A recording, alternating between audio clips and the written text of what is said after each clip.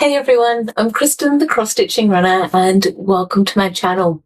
This channel is all about cross stitch with a bit of life stuff thrown in, and today is Wednesday the 3rd of June and winter has well and truly arrived here in Canberra. It is today, and I guess for the last few days as well, weather that is cold. It has been raining today especially. I've got the window, I'm looking through the window past the camera here, and with the curtain being up, I'm seeing partial blue sky. It's windy and I can see the clouds moving across the sky at a pretty good pace. The outside temperature at the moment is 9 degrees Celsius, and I'll need to look up as to how much that is in Fahrenheit for comparison. Either way, it is cold, and there's pretty good chance that there should be some rain. Well, there has been some rain falling throughout the day, and especially yesterday. But given how the wind feels, it feels like snow rather has fallen along the Brindies or maybe a little bit further south, and that is adding to that chill factor and that coldness. So I don't often comment or complain or anything about the cold weather because I have a lot of people around me who feel the cold weather a lot more than I do, and are more likely to comment about it than I am. And I guess as I'm getting a bit older, I am feeling the temperature just a little bit more. I am thankful for heating though. We've got central heating going on at the moment, so you might be hearing uh, how noisy that is. At the moment, I've got a fan directly above me feeding the nice warm air into this room. So hopefully none of that's really picking up too much on the microphone. With all of that said, there's been a bit of life stuff going on, and in a good way though. I'm excited about, and aside from talking a little bit about life stuff, talking about the weather, I have a couple of books sitting near me off screen that I'm really keen to chat about because I don't often talk about books, but these two that I'm slowly working my way through, I'm excited about. And when I'm excited about it, I want to share that with you as well. And I love that in our community, not only are we interested in cross-stitch stuff, but we're also many of us are interested in reading and different genres of books, and some of us are multi-crafters as well in terms of knitting, crocheting. For me, it's photography, writing, or creative writing, and then doing a bit of designing and all the jazz that goes with that. So I love how multifaceted our community is.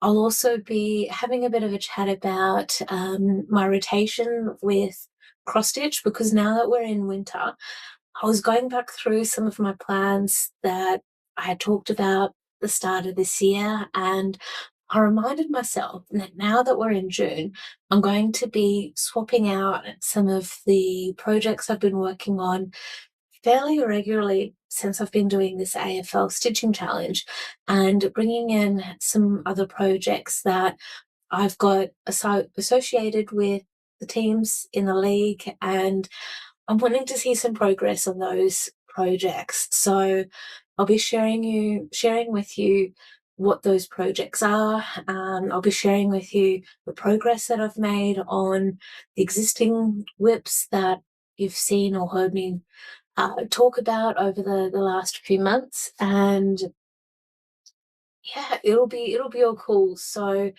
I'll try as part of the editing to make sure I've got timestamps and chapters and all the rest that goes with it. So if you're not interested in hearing me talking about the books, you can jump to the stitching, or you can jump to life stuff, or whichever it is that you're interested in. So without further ado, let's jump into it all.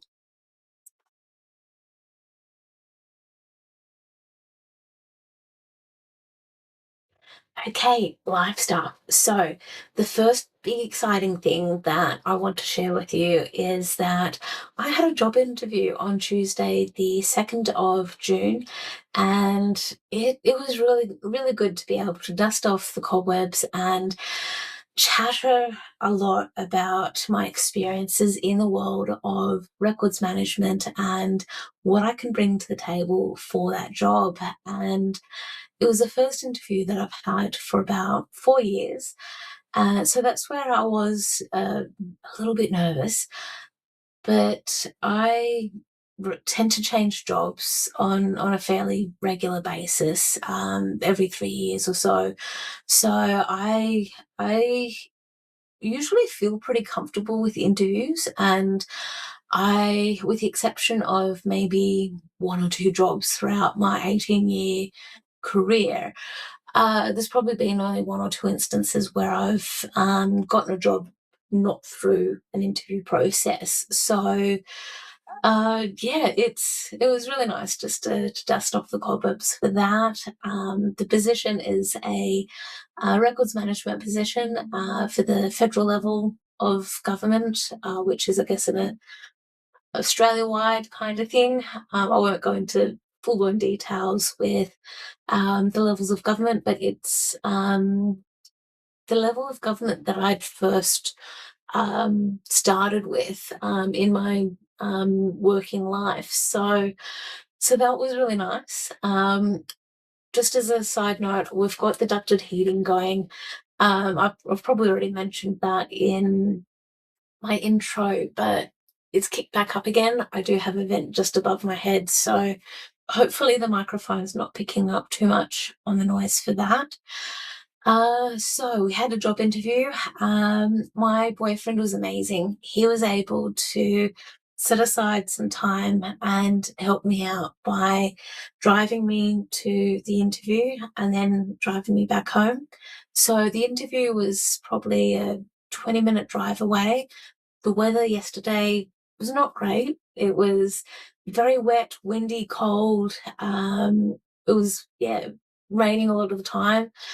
The fantastic thing also about my boyfriend driving me was that I could relax a bit and just focus on what I needed to do for the interview, because the location for where this interview is taking place is in an area. It's in an area of civic, I guess the CBD of Canberra, where parking's not great. There's not a lot of parking options. So he was able to give me a lift. He'd been to that similar spot about a week ago. So he sort of knew where he wanted to park and it would all work out okay. And it was really good. When we were driving home, and as part of me decompressing and just chattering a bit about how the interview went and all the jazz that goes with it, I'd said to him that, weirdly enough, I was more worried about what I was going to wear for the interview rather than what I had to say for the interview. Which I know can sound really, really weird for many people. But in my circumstance, I had also explained to my boyfriend as well that I wanted to feel comfortable in what I was wearing as well as confident. So I wanted to look presentable, smart, professional, put together, all the other words that go with it. And I wanted to feel comfortable. I wanted to be sure that whatever it was I was wearing, I didn't have to worry about bra straps falling off the shoulder, or the material of the top I was wearing feeling scratchy, or having the waistband of my pants digging into my stomach, or all of those distracting things. And then looking unkept in terms of fiddling with all that clothing during that interview, because it's distracting from a panel perspective as well. So it all worked out okay. It was awesome. I chatted away probably a little bit too much for about 45 minutes.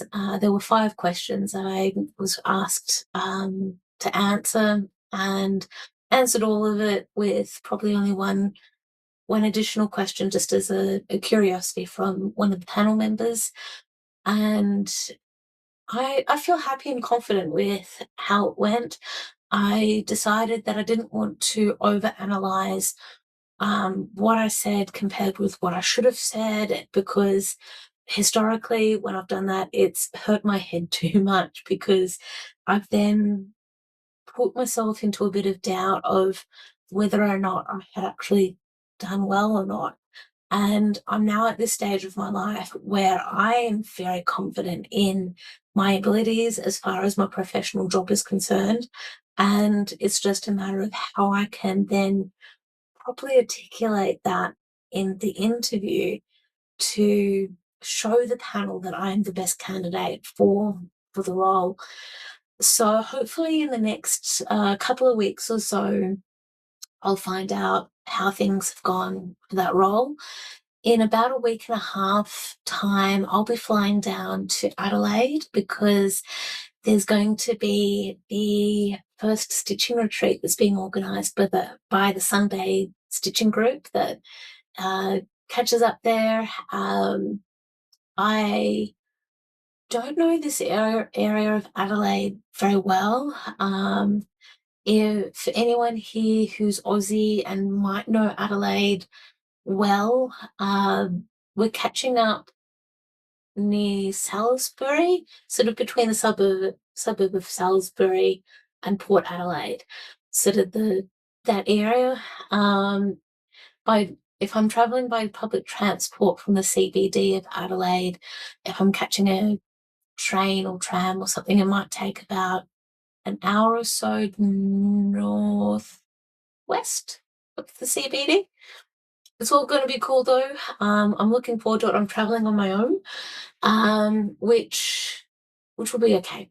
I am an anxious traveler, anxious in the sense that I get worried that I'm going to miss the plane or miss whatever form of transport that I am catching to get to wherever I'm going to. And that stems a lot from my childhood days with living out in the country, catching the bus into school, where we only had one bus in the mornings that would take us from our front door, almost, or our front gate, into school, into town. And that was 1 hour one way and then an hour coming back. And we it was instilled or driven into me, so to speak, that if we missed the bus, we're going to be in big trouble, because Mum didn't want to drive us all the way into town, even though it would only take about half an hour to 45 minutes to get us into town. It's a fact of peak hour traffic, and that Mum had other things that she needed to do as well. So the fact of us having a bus that would take us there took a load of stress off her to do what she needed to do. So there had been times where I'd missed the bus coming home, though, where I was able to get the bus to the special interchange that we had. And then I might sometimes occasionally see that Dad might have been waiting for us to surprise us in a good way, to actually give us a lift from the interchange to home. And then I would just sort of see Dad and I'd get off the bus, but Dad didn't see me, because he might have realised, oh, actually, because it was a surprise seeing we didn't know to get off, and then I'd have to wait for about half an hour, 45 minutes after giving Mum a call to say, can you please come and pick me up? I saw that someone had been waiting for us, but they've taken off. And yeah, so there's been those sort of circumstances as well. Not that I got into trouble for it. We were never made to feel bad about it. It was just that stress that sort of subtly seeped into us. And there were other events, of course, that sort of added to pressure of making sure that we had to be on time for different things. So that just adds to the pressure I put on myself to making sure that I'm on time, and probably end up getting to places a little bit too early, and then I'm pacing back and forth waiting for the plane, train, tram, whatever it is, to arrive, and just worrying that I'm somehow going to miss it, even though I won't. So it's just those fun days. I am looking forward to meeting new friends, stitching, and yeah, just having that change of scenery. So I'm very much looking forward to that. Then the other things that I really am keen to chat about is I've got a couple of books next to me that I have started reading, one of which I own, another book I've borrowed from the library, and then there's a third book which actually is an audio book that I'd listened to via YouTube of all locations. So I'm going to finish off here and we'll jump into the next section regarding books and things that you might be interested in.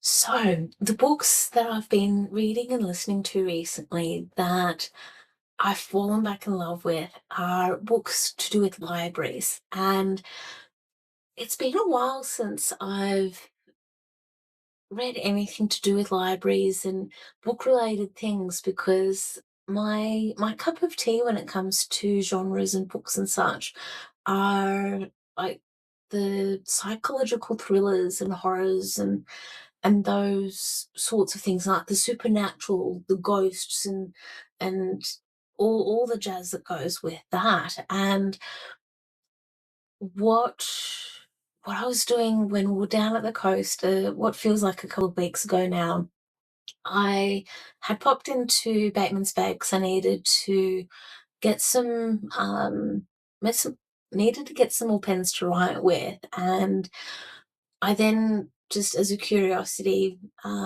had gone to Kmart to get the pens and then went to the book section that they had, and it was just a curiosity just to see what was popular at the moment. And I came across the book called The Cinnamon Bun Bookstore. What caught my attention was the book cover. I love this aesthetic, the cover design and such. So it's a book by Laurie Gilmore, and this apparently is, I think, the second book. Yeah, the second book out of, I think there's meant to be about 6 books.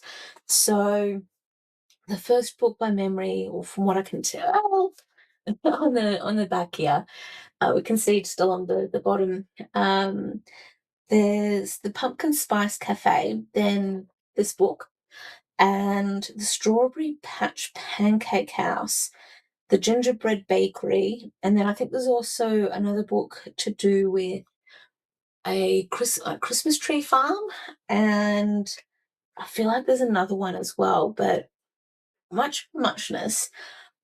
What I had not expected with this book was how much of an easy read it is so far, because I'm not quite halfway. And it was actually it's a bit spicier than I thought it was going to be. Spicier in a spicy romantic. Yeah, I'm not going to say too much more in terms of what I mean with that. Also noting that, oh no, for a moment there I was going to say Mills and Boone, but not quite as spicy as what Mills and Boone can be, but it's getting towards that direction of that sort of spice. So it was actually a no surprise on that one. I'm looking forward to getting back into reading um, the Cinnamon Bun Bookstore uh, because it's just a fun read. And as part of me starting to read the Cinnamon Bun Bookstore, I was curious if there was like an audiobook version that I could listen to, but more specifically, if there was going to be like an audiobook version of some of the other books that are printed near the bottom of the cover here, because I thought, well, let's not hit a couple of birds with one stone, where if I'm going to be doing some stitching, let's make this a bit more productive and listen to like an audiobook or something while we're at it. So unfortunately, I wasn't able to find exactly what I was after, but I found something similar that was pretty cool, which was the Book Lovers Library audiobook. And it was actually like a legitimate audiobook kind of thing that sounded like it should have been, and probably is, available on things like Audible and other kinds of audiobook related apps. And this one just happened to be for free. And this audiobook was actually, how can I say this? Given the current climate of the world, or political climate of the world, and the disagreements that are happening amongst certain countries, the Book Lovers Library sort of hits home a little bit. It's set in in the timeline or time frame of World War II, over in London, or England rather, specifically the suburb of Nottingham. But it does also talk about a couple of other suburbs and areas in that space as well. And it, given I'm 43, I know a lot of people who are parents now, and coming from that sort of headspace and feeling of as being an adult and knowing what war is all about and understanding how scary all of that is, and especially what things were like in World War II. Um, it takes on the perspective of a from the perspective of a mother who has a young child who's about 8 years old, and a lot of other parents around that time having that really tough decision of whether to keep the children with them, or to send them away to the country to try and keep them safe, and having the stresses and worries and all the rest that come with it.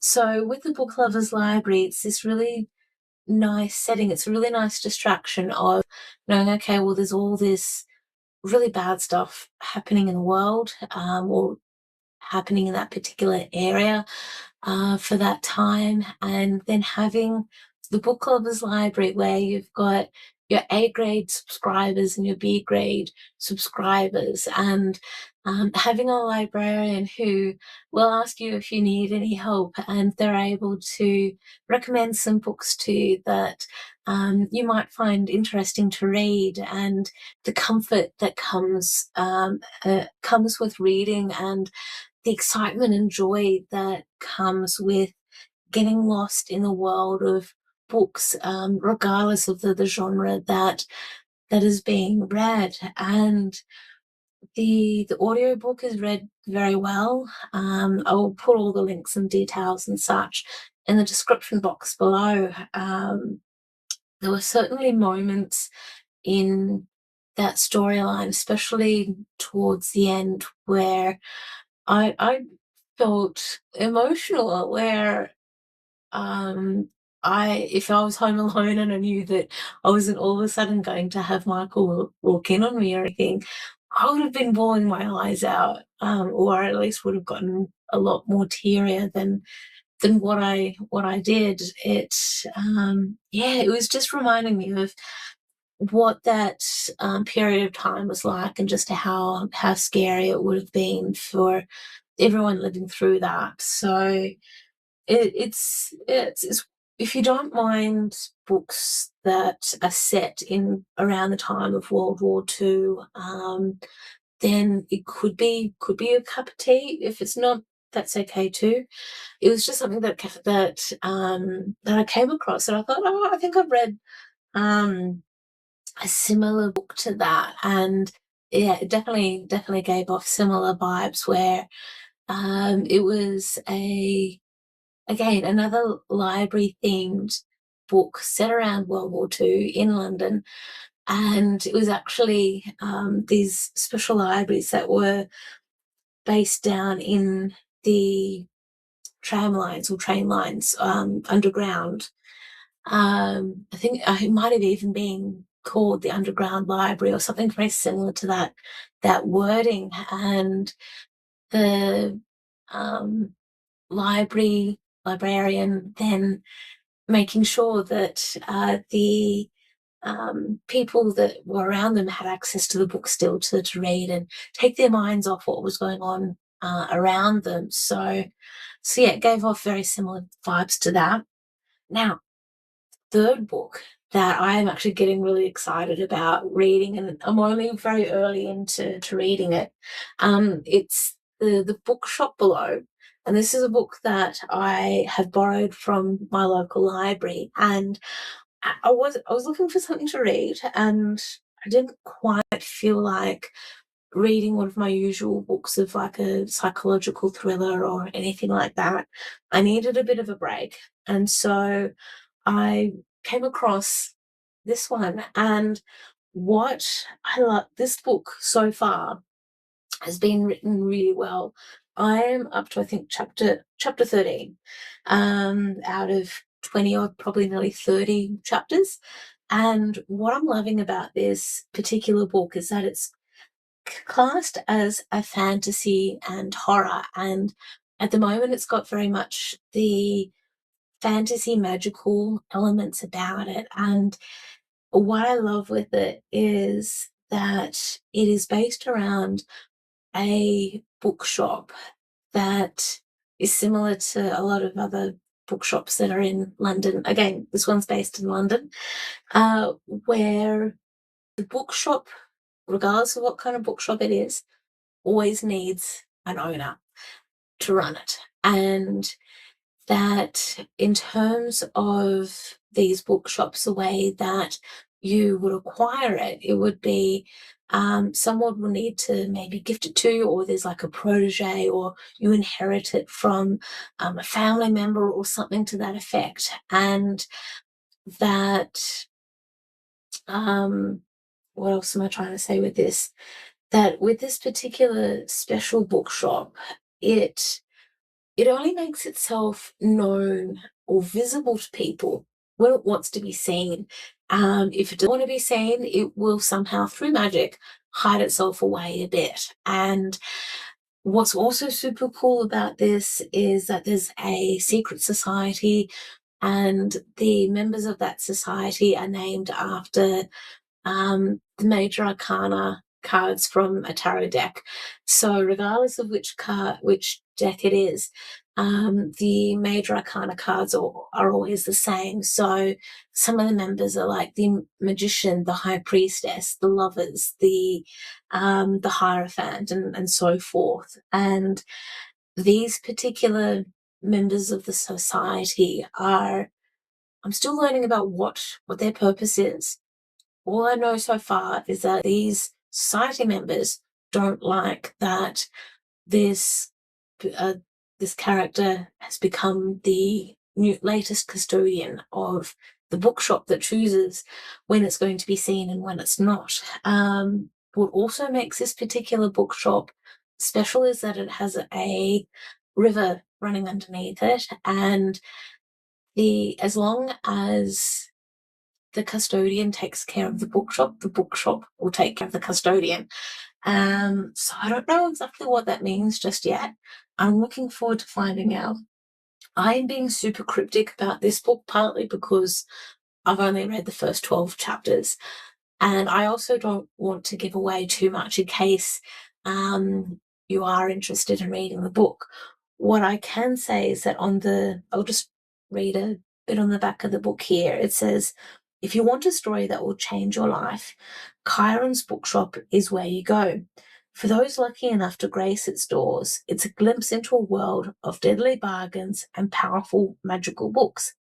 For Cassandra Fairfax, it's a reminder of everything she lost when Chiron kicked her out, and all but shuttered the shop. Since then, she's used her skills in less ethical ways, trading stolen books and magical readings to wealthy playboys looking for power money can't buy. Then Chiron dies. And if Cassandra knows anything, it's this: the bookshop must always have an owner. To restore the shop, she'll need the help of another character who is a rival bookseller who is everything Cassandra is not and knows it too. So this is where, as readers and even the character Cassandra, we're plunged into the world of magic and all the rest. It even includes like special magical ink that can compel people to say and do things that the other person wants. So I'm not sure if it's a truth serum per se, but let's say based around the themes of the book, if one of the playboys is wanting Cassandra to give over a bit of information that they need, or compel her to give them a book but not have to pay for it, then somehow with special ink and all the rest, they'll use that to compel her to give it to them. That's how I'm understanding it so far. Either way, if you're curious about it, look it up. It is called The Bookshop Below by Georgia Summers. So I hope it all goes well. So that's it in terms of me rambling on a bit about books and all the jazz that is connected to it. The next thing that I have to chat about is all things stitching related.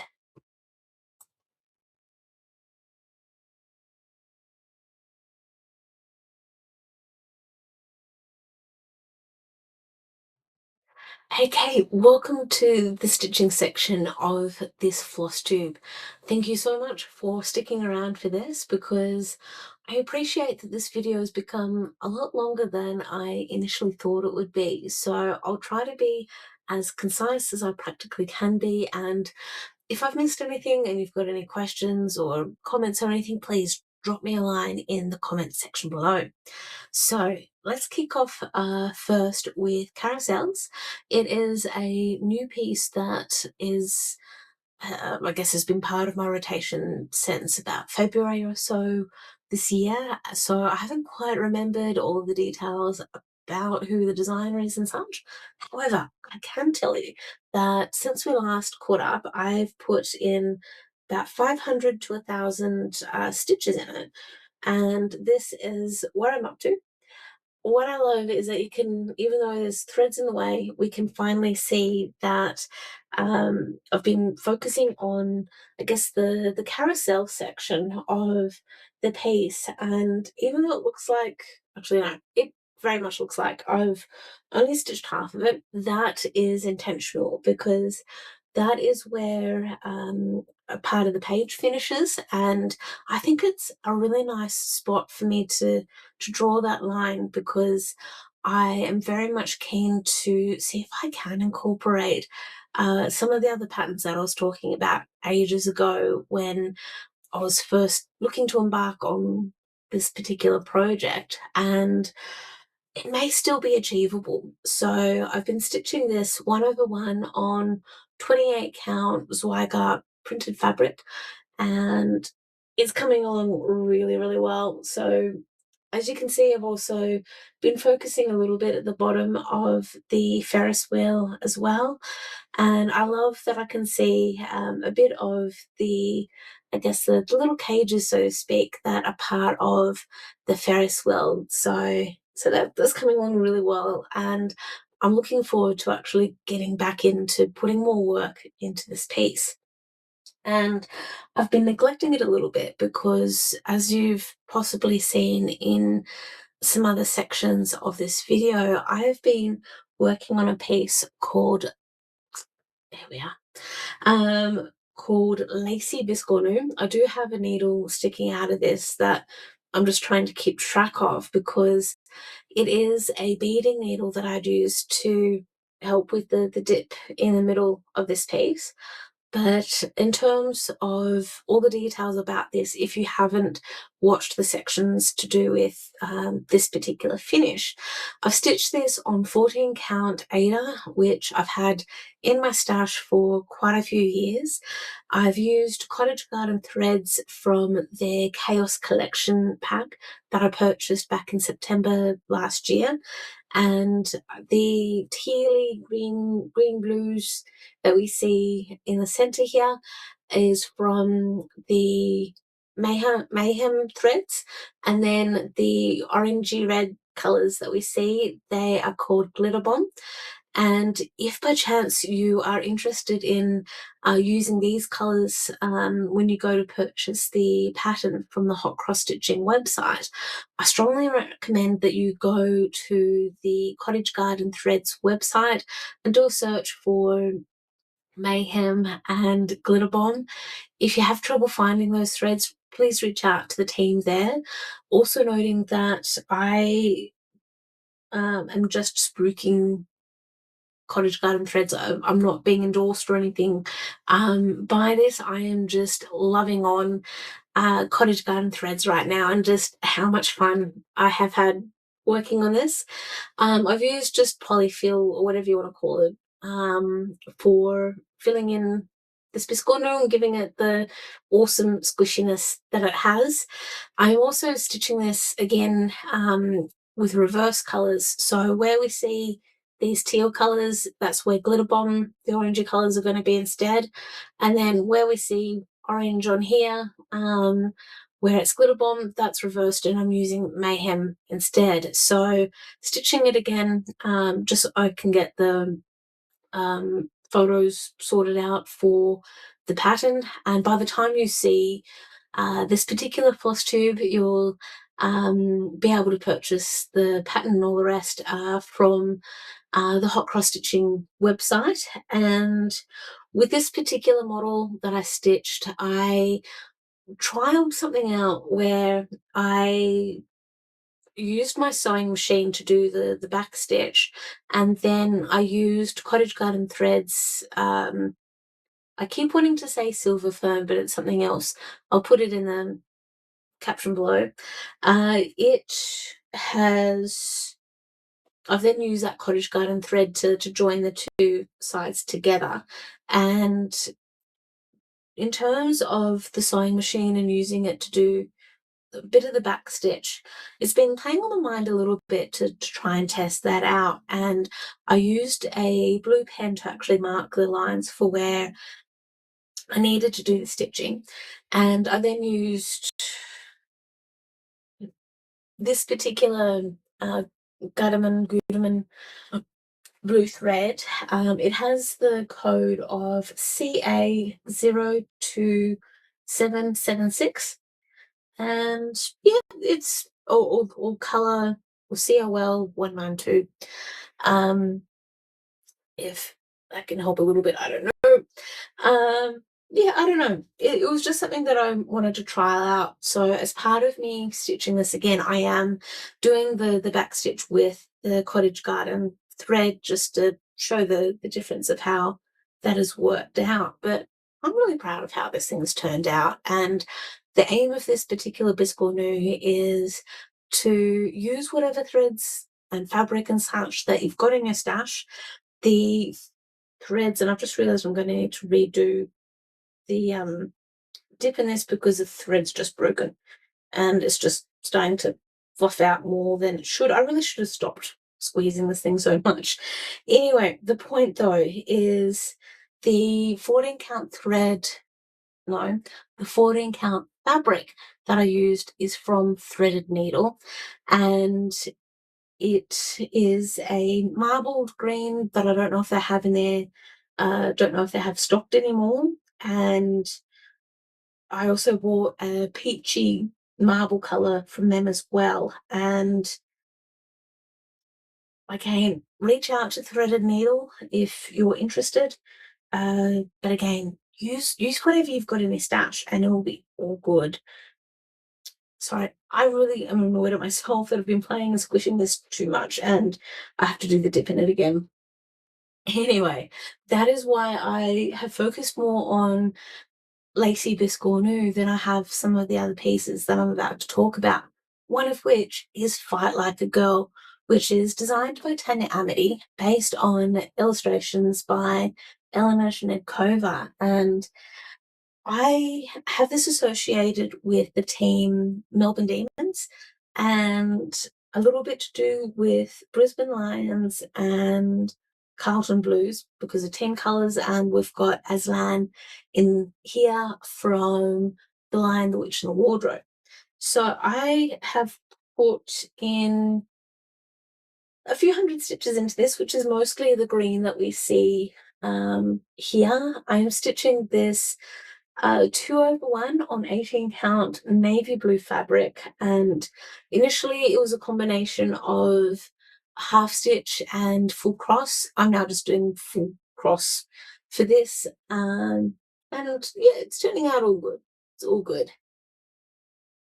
Okay, the next piece that I have to share with you is a Dimensions Gold Collection kit, which is 4 Seasons Kittens.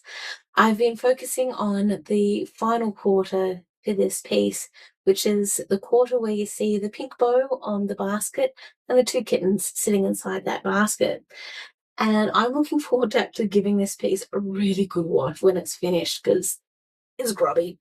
I have this piece associated with the Geelong Cats. I've also put some stitches into this when the Richmond Tigers have won a game or two. They are having a really, really bad season this year. So anyway, they'll eventually get there. I am enjoying so much seeing the orangey brown kitten come to life that we now see here, and it won't be long now before this piece will be finished. It looks like if I keep on the way that I am, I'll hopefully have finished by the end of the calendar year. But we'll wait and see, because as I talked a little bit about in my life update, I had a job interview on Tuesday, and I'm feeling pretty good about the interview. And if I am successful with that job, it will significantly reduce how much stitching I'll be able to do. Anyway, we're not here to worry about that just yet. We're here to worry about the stitching. And the next piece that I have to share with you is called Trio of Dogs, which is a Luca-esque kit that I have very slowly been working on. This is what it will roughly look like when it's done, and I've been focusing on this piece when the Western Bulldogs have won a game or two, and they won a game. Can't remember which round it was. It was either round 11 or 12. Doesn't really matter now. They scored a total of 93 points, and I put at least 100 stitches into this, and it's mostly that, I guess, brownish colour that's part of the background. It's sitting just above where the back of the golden Labrador will be. So just as a bit of context, it will be, I guess, a bit of the shadow. Where are we? There we are. So just a bit of the shadow that we see along the top there of the back. And yeah, it'll get there. It's a pleasant stitch once I get into working on it. I'm doing all of this full cross using the fabric and the threads that came in the kit. Now, the next piece that I have to share with you, I just need to get the cover page up, so bear with me and I'll be back super soon. Thanks for that. So Black and White Rolled Up Daisy is the next piece that I have to share with you, and this is roughly what it will look like when it's done. I'm stitching this on 18 count Black Ada. You stitching it 2/1, and I have this upside down. Here we are. Over the last few weeks, apparently I've put in roughly 900 and something or other stitches. I feel like I've done myself a disservice with this, where it's been over the space of 3 rounds, and I have this piece associated with Collingwood and sometimes the Adelaide Crows. Collingwood have been doing reasonably well, but they haven't won enough points, or scored enough goals rather, for it to warrant them to have had a final score of 300 and something rather per game to warrant it to be 900 and something rather stitches. But I think each time they've won a game, it's been, say, maybe 100 and something rather points, but I've done more than that. So either way, it's progress. It doesn't really matter in terms of what goals have or haven't been kicked. So we're getting there. We are. Now, the next piece that I have to share with you is called a Spanish proverb, or what I've nicknamed Spanish proverb, but it is also a life lived in fear is a life half lived. A quote from the movie Strictly Ballroom, and I'm enjoying working on this piece. I have put in over 700 stitches into this piece because in round 11, Hawks won their game, and I am just bringing up cover page. So this is roughly what it will look like when it's done. I've been focusing mostly on the lower half of the butterfly's wing, and you'll definitely see the difference here. I forget how big this fabric is, but this is where I'm up to, and I'm so happy with how this has come about. A couple of weeks ago at the most, the weather was really nice on a Monday, and I was able to sit outside under our pergola or pergola, depending on where you're from, and it was just so nice to get the stitching done and listen to some audiobooks and other music and such, and just, yeah, focus on that, which means that because I put the 700 stitches into it nearly a couple of weeks ago, it meant that with the win that they had in round 12, so yeah, okay, that one's already covered, it's no fuss. Their final score was like 126 points, give or take, so that worked out pretty good. Now, the next piece that I've actually put a bit of love into is called A Stitch in Time, based on artwork by Amy Stewart, charted by Heaven and Earth Designs. And it's one of those popular pieces that a lot of people are working on. I'm stitching the mini version of it, and this is roughly what it will look like when it's done. I've been working on the autumn section of this piece, putting in roughly 300 and something rather stitches, and I've put those stitches have been mostly the black and the dark brown, which is the DMC 938 by memory. And I've missed working on this piece, and the giants have finally found the spark they need to get the wins to happen.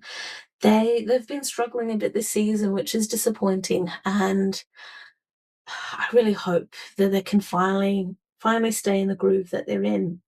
And the really cool thing is this piece is going to stay in my rotation for the winter section of stitching because it's got that winter panel or snowy panel along the bottom, and I love that this is gridded fabric, which means that I'll be able to easily count down to where that section is and start working on it. You may eventually have me complaining a little bit about stitching white on white, but that is my problem to worry about, and it'll be okay. So the next piece that I have to share with you is a Country Threads pattern. It is Pelicans.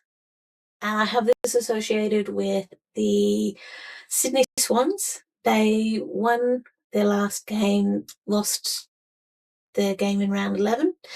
With their recent win, their final score was 170 points. So I was able to put a lot more work into the posts that we see for the dock here that the Pelican is standing on. So it's the posts that you see behind the Pelican, and I love how that's coming together. It's looking really, really good. I'm stitching this in 14 count Aida. I don't remember what the name of this fabric is in terms of the colour.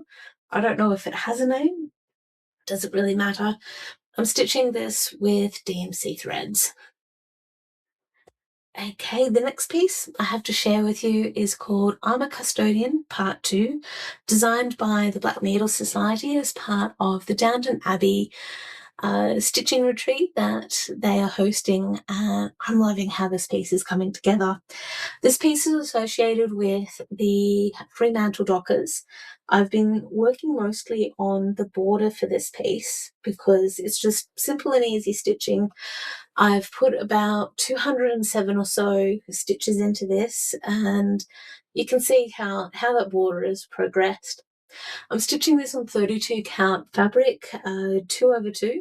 It is Paddock Lane Designs fabric. It was a mist dye, and at the moment it's not too bad. Wherever the accidental splotches and such are, it's having next to no impact um, on the piece. And when I decide how I'm going to finish it, again, those splotches won't impact it whatsoever. And the personalization that I have mentioned a little bit already in other videos is the border is being stitched using Classic Colourworks Rainy Day, and that is not included in the chart, but it is working out pretty good. Now, the very last piece that I have to share with you is one that I haven't worked on for a little while because the Gold Coast Suns haven't won any games in recent rounds, which is super disappointing because I know I've talked about it several times, just how much I enjoy working on design works, zebras. So I just wanted to show everyone, okay, this is where we're up to. So when we do get back into um, stitching for it, we'll be able to have a really good reference for how that's going. It is still going to be a finish for this calendar year. I think it's still very much on track for that, and it'll be all good. Now, one thing that I did forget to show you is work on a piece called, keep wanting to say as above, so below.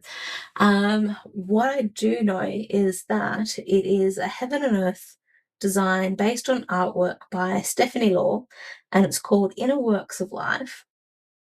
It is going to roughly look like this when it's finished.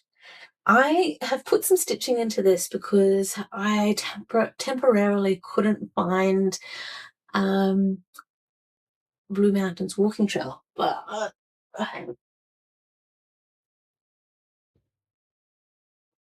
this is the stitching that I've done.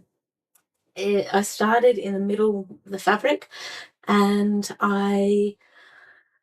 when I was working on this, I came to realize that I need to buy some thread for this, specifically I've got Gentle Artworks on the brain. It's not that. It is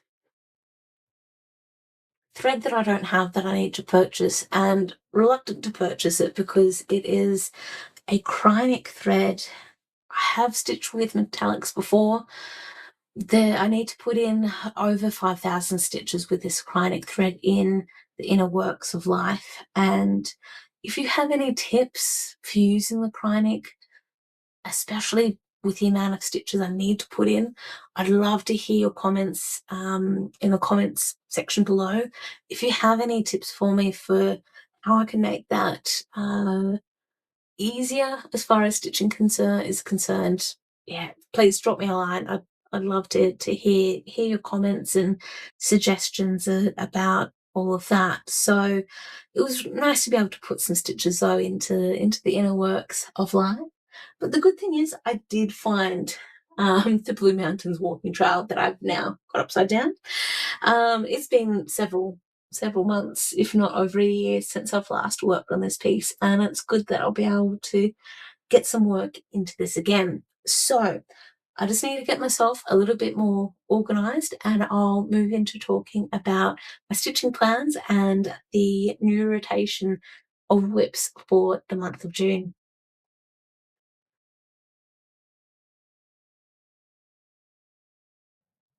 Welcome to Stitching Plans for June. So with June, I historically have not normally done too many winter themed pieces. It's really only been in the last few years where I've jumped on the bandwagon of doing, I guess, snowflakes and let it snow, those sorts of things. And I figure that with this month, I'll see if I can keep the ball rolling and um, keep getting some progress on existing projects, one of which I have already talked a little bit about in the WIPs section of this episode. And I've been having a quick flick through some of my magazines and other physical charts just to remind myself, actually, I have a lot more winter themed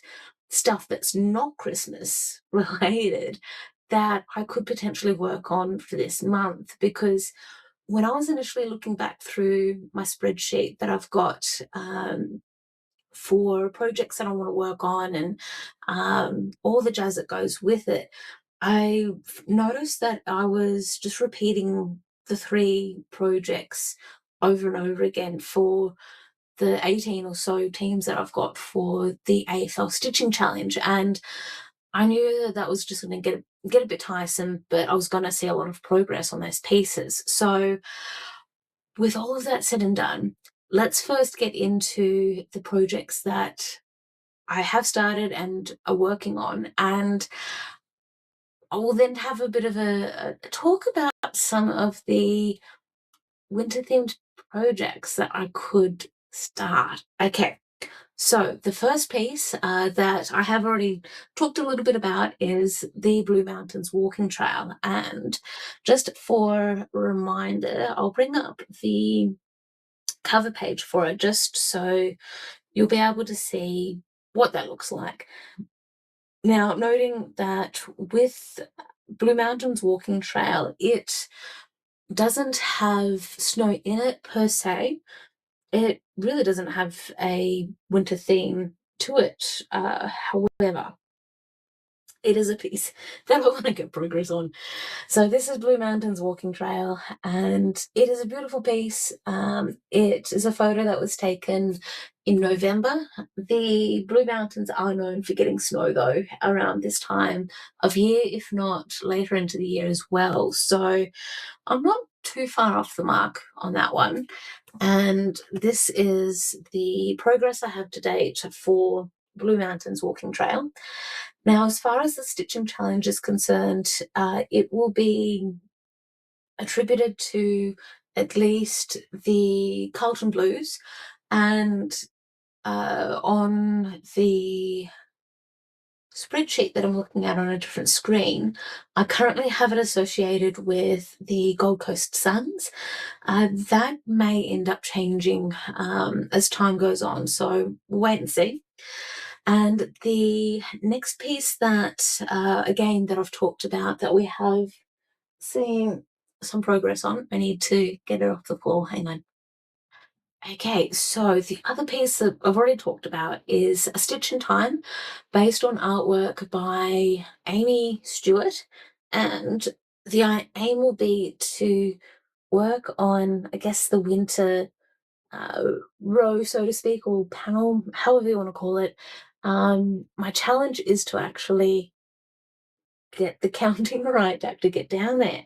So I'm at the moment with that piece near the top of the autumn row, and it'll take a bit of counting, a bit of swearing, because I'll hopefully not, but there's a risk of miscounting. We'll wait and see. So those are the 2 pieces that we've just recently looked at that are semi part of the current rotation. Now, the next piece or next WIP is a piece that I did start a little while ago, and I may have talked about in one of my Flosstube episodes, but it was so far long ago that I don't remember which one it was. And that is the Wind from Stars, sorry for noises, Winter in Stars hollow piece. That was the last installment of the Stars hollow thing. And I'm just trying to find the, here we are. So Winter in Stars hollow. And what I've decided to do with these 4 charts is to actually stitch all 4 in a row. And I've started stitching this one on black fabric. It, I believe, is a 28 linen, black linen. And so far so good, but again, it's one of those pieces that I would definitely need some really good lighting for. And this is the one where, yes, it does. Classic Colourworks Rainy Day. So this is where I got my rainy day from. I think I must have the Gentle Art sampler threads, the Gast threads, because it's got slate as part of the core 4 colours. But anyway, all is good, all is well. And I'm looking forward to bringing this back into rotation. I'm stitching this 2/2 using, I guess, a variety of the colours. I'm just taking a closer look at my stitching, and some of the crosses aren't as even as I would like them to be, but that can be easily fixed up. That'll be all right. Now, the irony is that I am keeping it in the summer bag of the Stitching Retreat bags that came with the Gilmore Girls, but it's okay. So this is where the Winter in Stars hollow, Winter in Stars hollow, initially on my spreadsheet, I had it associated with the Carlton Blues. That, I think, is going to change to a different team. It may, who knows who it's going to end up being connected to, but I think it might end up becoming a roll of the dice, spin of the wheel, whatever it comes with. That could actually be kind of fun, because with a lot of the pieces that I've been working on, I've got them closely associated with each team, because like with the Pelicans being birds, swans are birds, crows, they're colours, but again, crows could be connected to the Pelicans because, again, they're birds.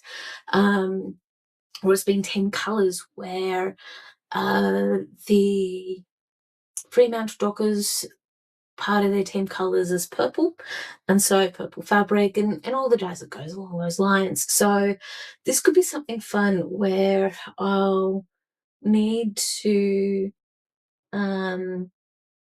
perhaps put on a decision wheel all of these projects, and then when the time comes, spin the wheel and then go, okay, cool, I'm going to be putting X amount of stitches into project blah because team blah won.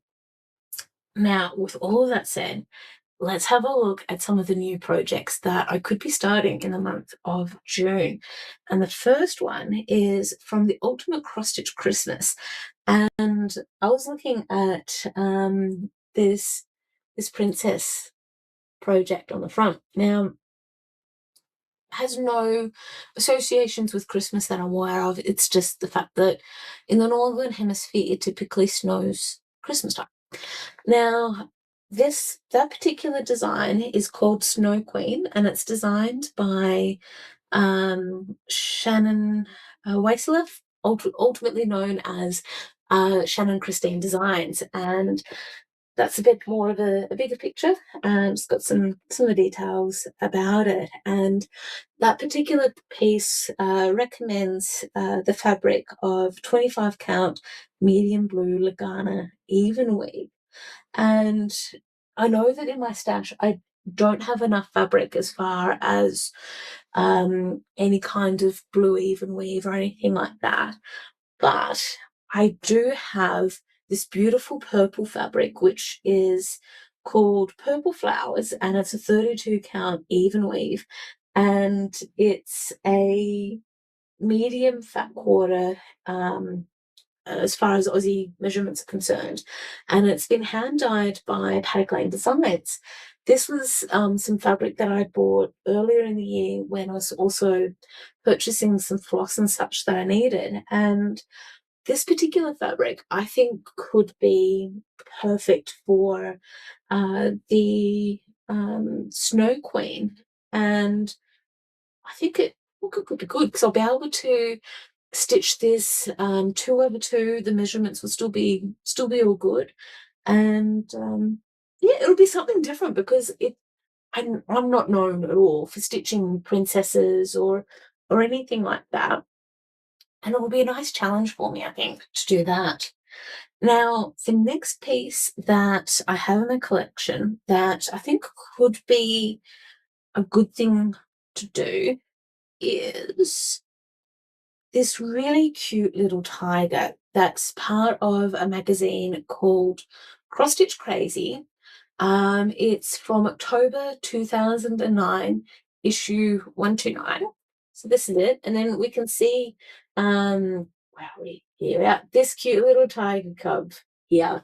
And I think when I find the right page of it, I think it's called Tiger Cub's First Snow or something very similar to that.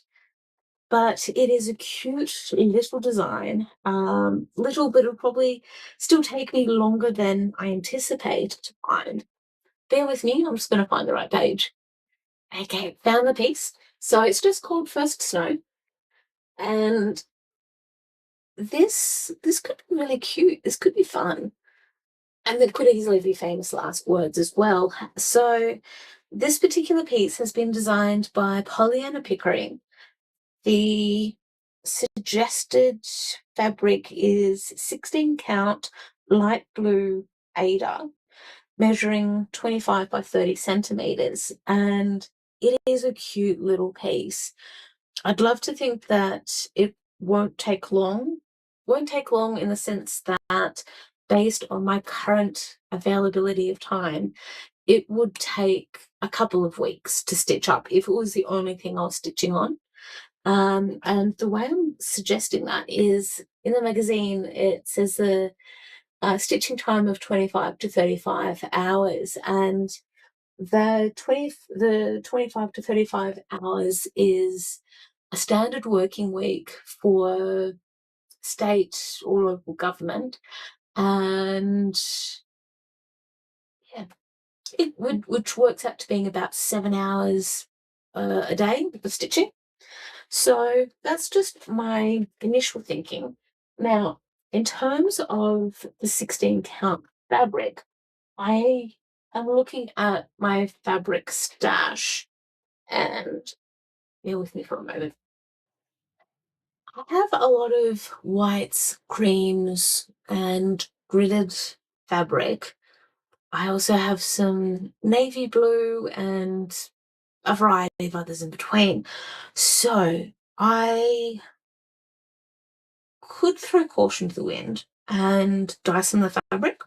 I could just use some of the stuff that I already have, and then I'm also looking at some other fabric in front of me. Now, I also have some Mermaidia fabric. It's 18 count Eda. That again is a Paddock Lane Designs fabric. This would also be kind of good. It's a medium fat quarter. No, I'm going to still go with the 32 count linen Everweave type of fabric. It's going to take me a bit more to decide as to fabric choices for First Snow, but we'll get there. Now, the next piece that I think could be pretty cool for this is, now this is where it's going to be a couple of decisions, because this magazine that I'm looking at, which is the Cross Stitch Collection, is looking pretty similar. Yeah, it's very similar, but not the same. Similar to Snow Queen. I then have these two. So they could end up competing for which one does what. Now, the other thing with Winter Fairy and the magazine that it's part of is that I could also stitch Running Free, I could also stitch the Japanese art that we've got in the bottom corner down here. And that's where the white fabric and all the rest that I've got could work out pretty good, pretty nicely.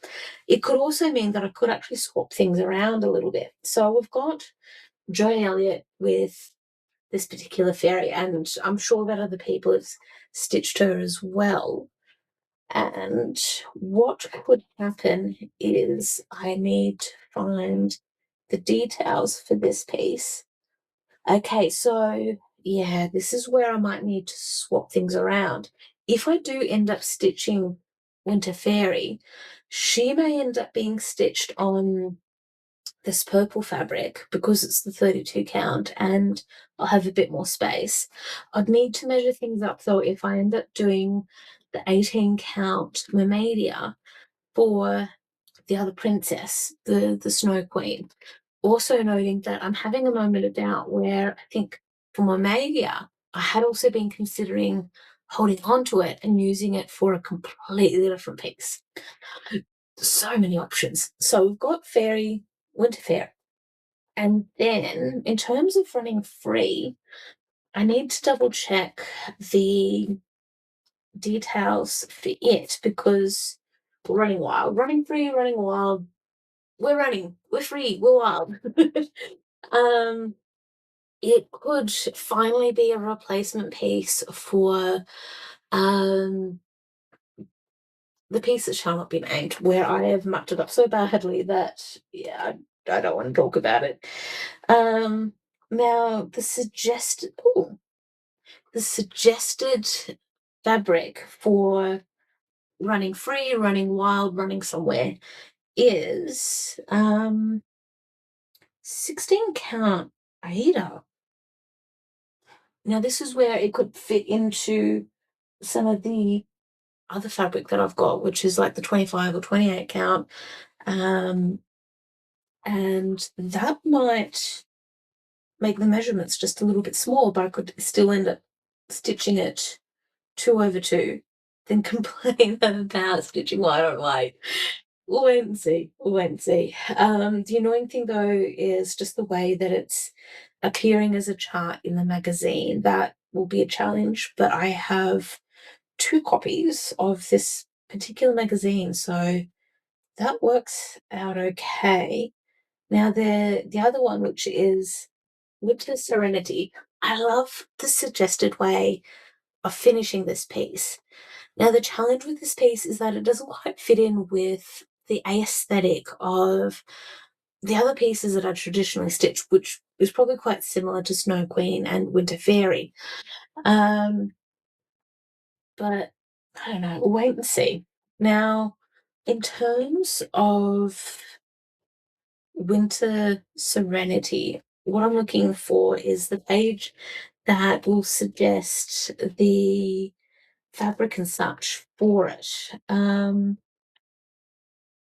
Okay, so it's suggesting 25 count even weave 1/1.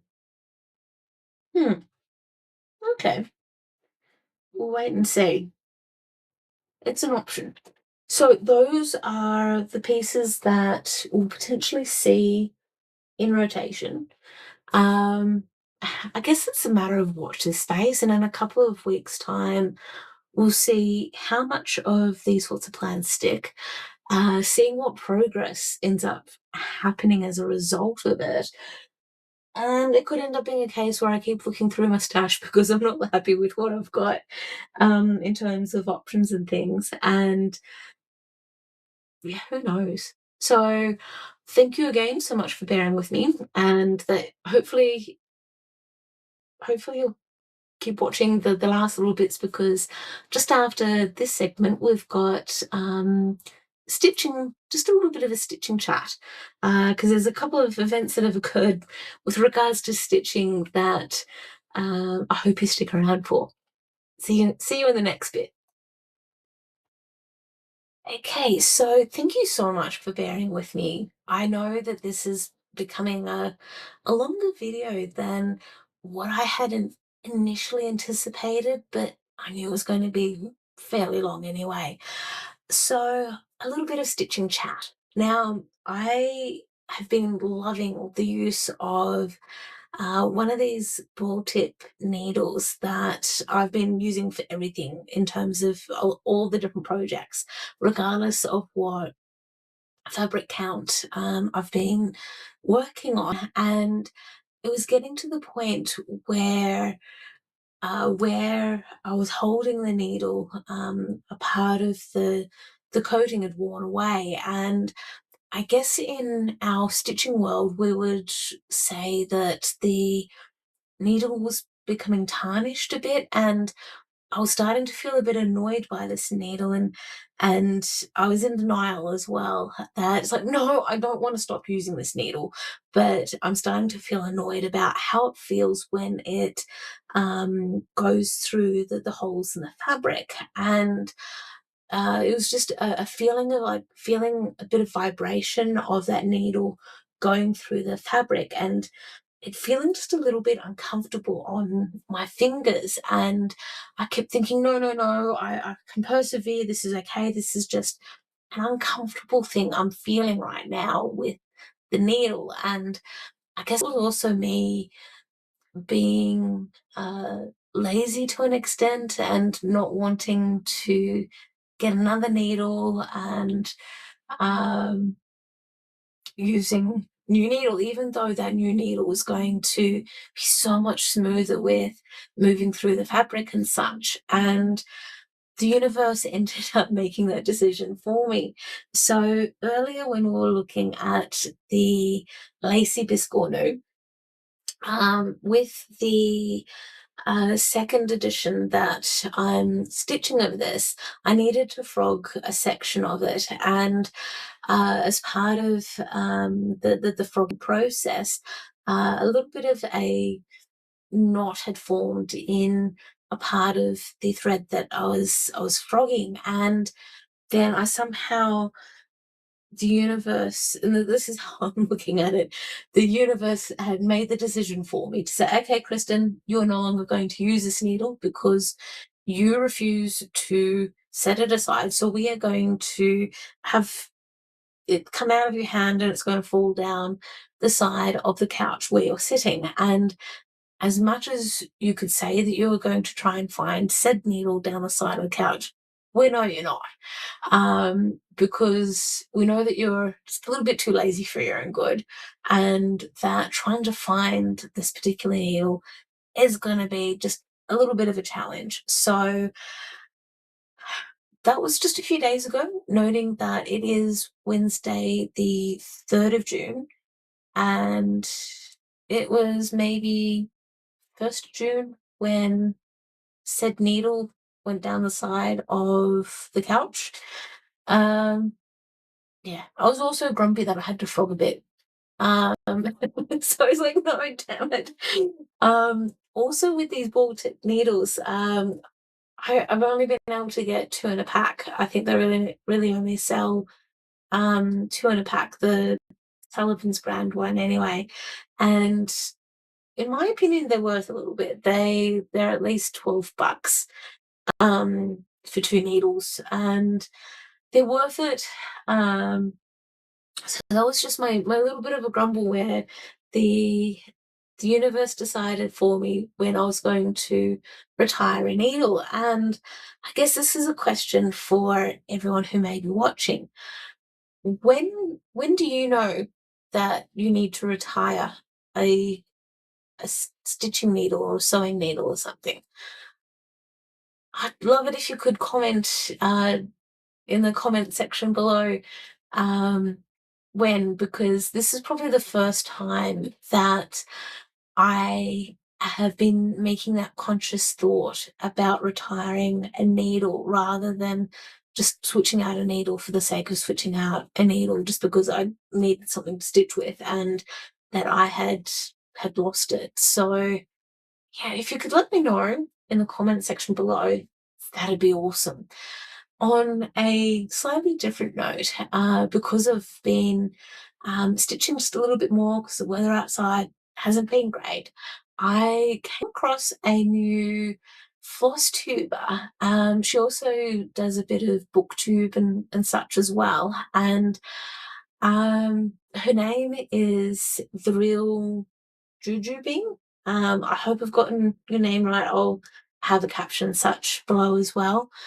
I've only watched one of her episodes, and what I loved about watching this particular episode of hers, it was her WIP Parade, and she is very early in her stitching journey as far as using kits at the moment, and what she's comfortable with stitching. And it took me back to when I was cross-stitching and just sticking to kits initially, and how I would chatter with my friend at the time when we would catch up on, I think, a weekly, if not a fortnightly basis, and how we would compare our stitching journey, and then also chat about what we were experiencing and what we'd learned, and whether there was any tips that we could learn from each other as well. And this is where I just love watching The Real Jujubee, and just thinking about how young she is in her stitching journey, and I hope that she keeps up with it, because as we all know, with our stitching world, that there is just so much more that's going to end up coming alive as part of what our interests are, and how they may or may not change, and what learning more about our preferences and all the fun that comes with that. So I would definitely recommend you go and check out The Real Jujubee if you haven't seen her yet.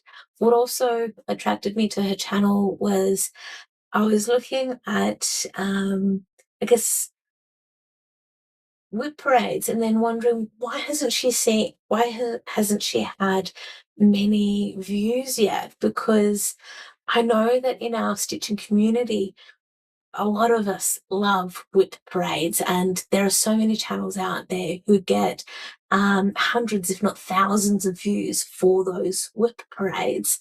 So please go and give her some love. And if you like what you see in terms of her channel, subscribe and all the jazz that goes with it, if you're so inclined, because what I'm also hoping to try and slowly do is try and watch other Flosstubers who are new to the game, so to speak, or people who are similar to myself, who don't get a lot of views for the content that we put out, and trying to show a bit of love to those people as well. So that is something that I hope I can pay forward a little bit. And then I guess the other little bit of stitching chatter that I am curious about from other viewers as well is the description box.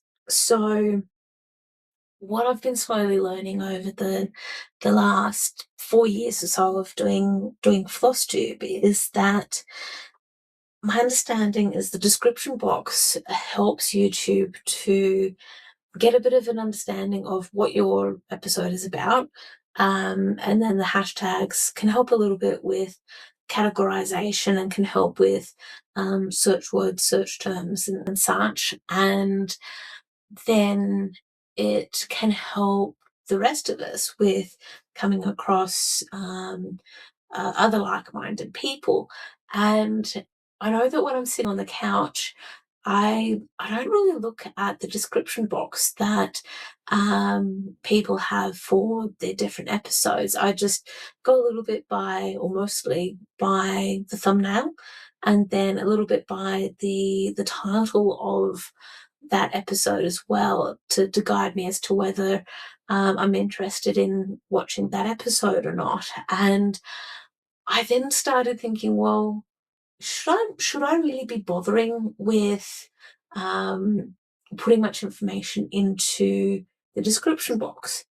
What also got me thinking about all of this was an episode of the Sunshine Stitches, where Sheila had been talking about a comment or a question or a series of comments and questions that she'd come across for their channel regarding, I guess, certain projects that they might have shared on that particular previous episode, or some people might have been asking why Sheila was writing down at certain points in time throughout their episode. And I love that Sheila was saying that she's jotting down notes to put all that information into the description box for that episode, because there is just so much information that the Sunshine Stitches cover throughout their episode, and there's so many projects that they've touched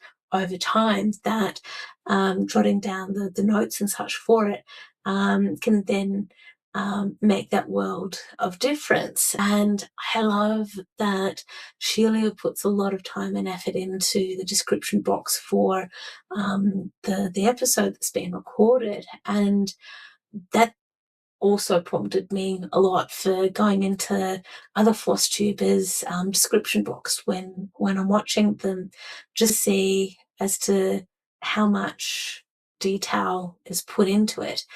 I know that for me, I tried to note down what projects I've been working on, so to be the name of the project and who the designer is or who the maker is. So if it's, say, Four Seasons Kittens, it's a Dimensions kit, or if it's, say, the Lacey Biscornu being a hot cross-stitching design, or anything in between. And what I've noticed with other Flosstubers is that they might not put anything in the description box, and they'll still get hundreds of views because they've got over 1,000 subscribers, or they might put like a little bit of detail in the description box but still get tons of views. So it is one of those interesting observations that has me then thinking, well, maybe I need to change my game a little bit and update my thumbnail a bit more to make it a bit more interesting, to show maybe what projects I'm working on, and maybe have me back in said thumbnail again, or try and be a bit more creative with how I name or what I name the episodes, because I know that, and you guys can probably tell as well, that for some of the episodes, I'm like, I've got no idea what to name this episode. I'm just going to call it this and just be done with it scenario. And I'm sure you guys get those vibes as well. So, so that's where I see it in the views as well, where it's like, yeah, okay, I probably should have put a bit more effort into the title of that episode. And then, as part of another observation, there's the other extent where, regardless of which episode it is or how many episodes have been recorded, there are some Flosstubers who are fantastic with consistency, where they'll have really the same thumbnail every time, and the main thing that'll be different is maybe the episode number. So it might be episode 156, and then the title might be just Flosstube episode 156 or stitching update, and that'd be it. But the really cool thing about some of those channels is that they already have this really great following, and the people who have subscribed to them, and I know that I'm one of those subscribers for some of the channels I'm thinking of and talking about right now, I know what I'm going to get from those particular channels, and knowing that, yep, okay, they'll be stitching on projects XYZ, and it'll be just really cool to see the progress that they've made on said projects. And I don't want to put any names associated with these particular people that I'm talking about, because it's a case of each to their own. This is just my own observation on those particular cases. And yeah, it's just an interesting observation for that. And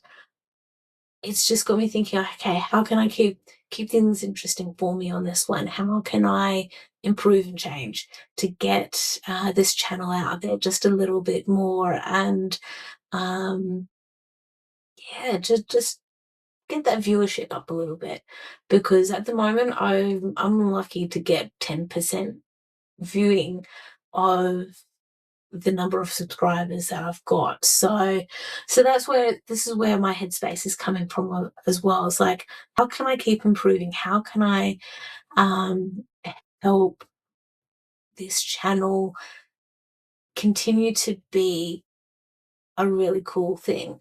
So this is where I'll leave the ramblings on that one, on curiosities.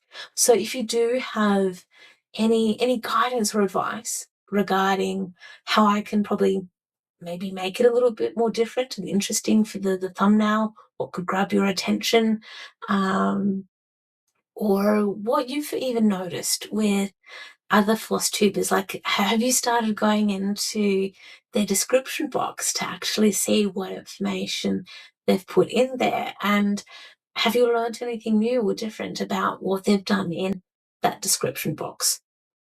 So yeah, we've got a few options there as far as comments and such are concerned. We've got the needle side of things as to when you have known when you needed to retire a needle. And then the other question is about the description box and the thumbnail and the title. So it'll be all cool.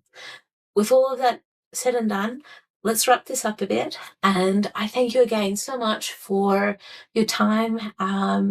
I hope you've gotten a bit of stitching done and that you've at least been entertained by the variety of things that have happened with this particular episode. And by the next time we catch up, I'll hopefully be back from the Adelaide stitching retreat. So I'll hopefully be able to share with you some goodies and such that I may have purchased from there, because I know that Paddock Lane Designs will be at that stitching retreat. So I'm looking forward to hopefully buying some fabric from Lisa and meeting some new friends and putting faces to names as well. And I know that there'll be some of the floss tubers who I have loved watching, who are based in the Adelaide region. Hopefully I'll get to meet them face to face, and I really hope I don't embarrass myself. It'll be just my luck that I'll be super excited and I'll be like, oh my gosh, I'm fangirling right now.